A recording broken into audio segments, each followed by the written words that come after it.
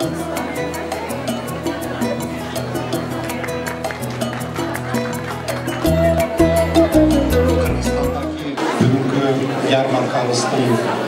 uyuşturucusuna çok sağlamlaşkan rektörümüzün Cumhuriyet Yazafır Hanım'a telegrazçılık bildiremin.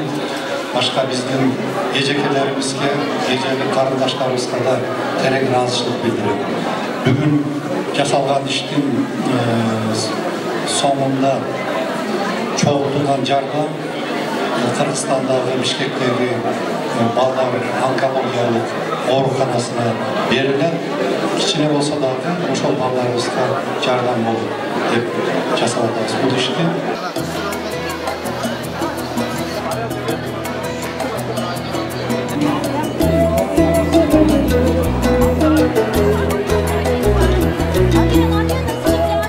Kırgızistan Türkiye Manas Üniversitesi bünyesinde Türkiye Cumhuriyeti Büyükelçiliği, Kız Meslek Lisesi, Kız Anadolu Lisesi, Bişkek İlkokulu, TÖMER, TİKA ve Marif Okulları gibi Türk kurumları bu kermesimize katkı vermektedir. Ayrıca üniversitemizin Kırgızistan Türkiye Manas Üniversitesi'nin değerli hocaları ve onların kıymetli eşleri ve değerli personelimizin kermesimize büyük katkıları bulunmuştur. Kermesimiz tamamen hayır amaçlı düzenlenmiştir.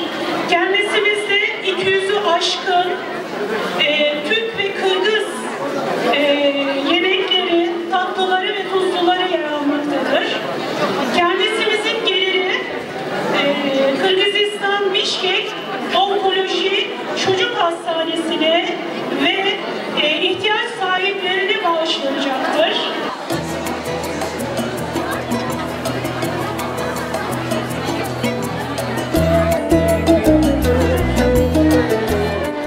Bu yıl Manas Üniversitesi tarafından düzenlenen kermes programına Türkiye Büyükelçiliği adına katılmaktan memnuniyet duyuyoruz. Büyükelçiliğimiz olarak da katkıda bulunmaya çalıştık. Kermes geliri hayır amaçlı kullanılacaktır. Emeğe geçen herkese en içten teşekkür ediyoruz. Bu vesilesiyle değerli hanımefendilerin 8 Mart Kadınlar Günü kutluyoruz.